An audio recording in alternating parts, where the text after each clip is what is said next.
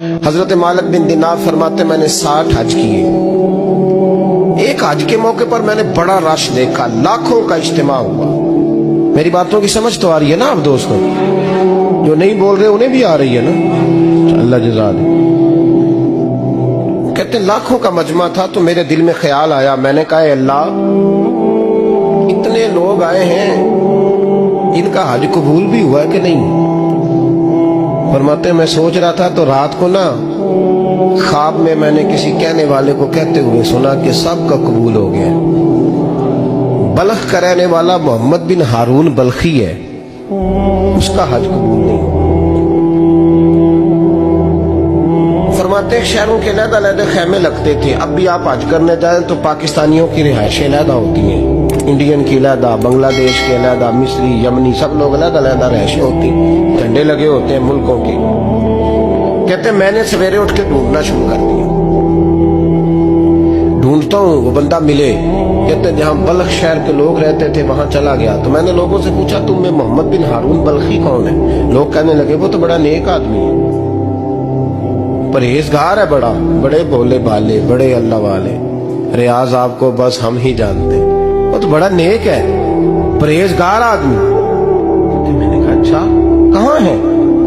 उन्होंने कहा पहाड़ के पीछे उसने खैमा लगाया हुआ है, सारी रात इबादत करता है, सारा दिन रोजा रखता है, कायमुल लैल है, साइमुद दहर है। क्या बात? फरमाते मैं उन लोगों की बात सुन के हैरान हो गया कि मुझे क्या बताया गया, ये क्या कह रहे हैं? फरमाते मैं पहाड़ के पीछे गया। हज़रत मालिक बिन दीनार अलैहि रहमा फरमाते हैं जब मैं वहां पहुंचा तो मैंने उस शख्स को मुसल्ले पे बैठे देखा।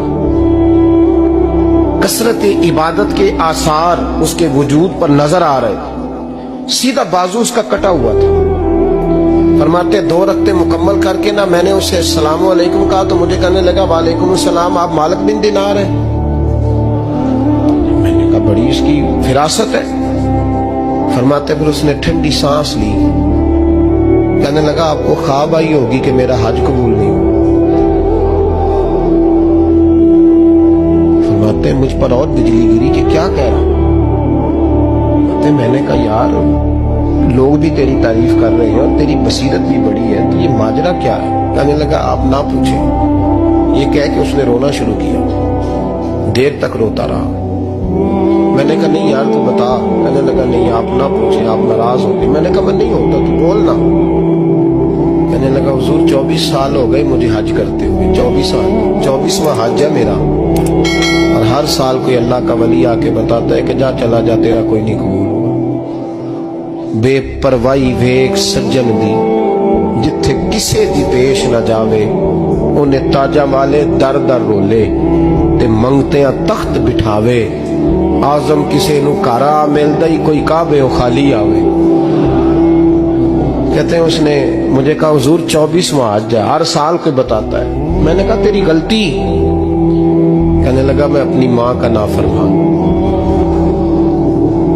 मैंने कहा वाकया क्या हुआ? कहने लगा हजरत अल्लाह ने मुझे दौलत दी, माल दिया, जमीनें दी तो मैं अय्याश हो गया। इमाम मालिक बिन दीनार रहमतुल्लाह अलैह फरमाते हैं मुझसे कहने लगा पैसे आए तो मैं अय्याश हो गया।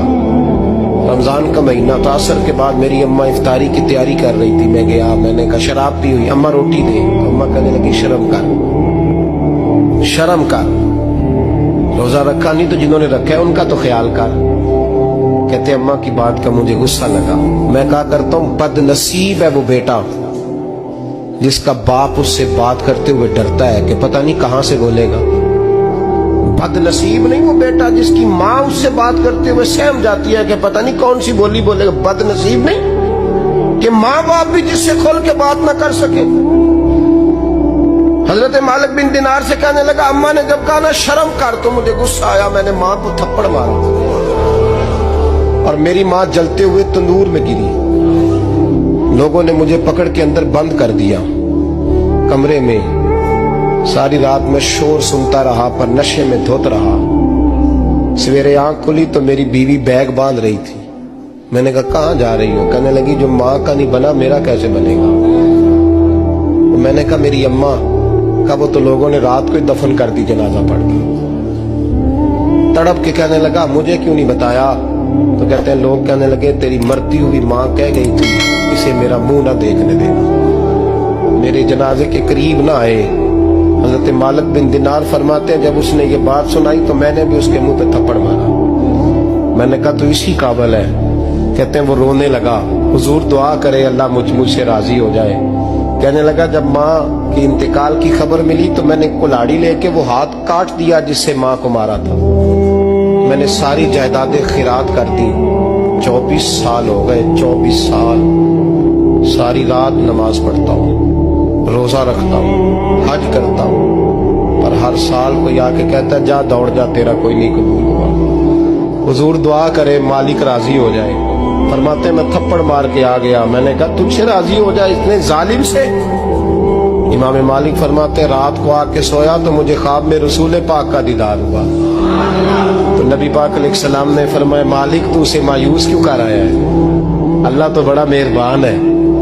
کہا حضور ماں کے نافرمان کو معافی کیسے ملے گی؟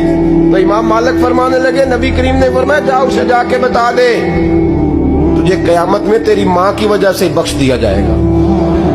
کہا حضور اماں کی وجہ سے کس طرح؟ تو محبوب فرمانے لگے اس کی ماں قیامت میں اس کے خلاف مقدمہ دائر کرے گی رب کریم کی عدالت میں, اے اللہ میں نے 9 ماہ پیٹ میں رکھا, درد سہ کے اسے جنا, جگر کا خون پلا کے پالا اور اسی نے مجھے قتل کیا. رب کریم اس کی ماں کا مقدمہ سن کے کہے گا اٹھاؤ اس کو دوزخ میں پھینکو, اس نے ماں جلائی تھی اسے بھی جلاؤ.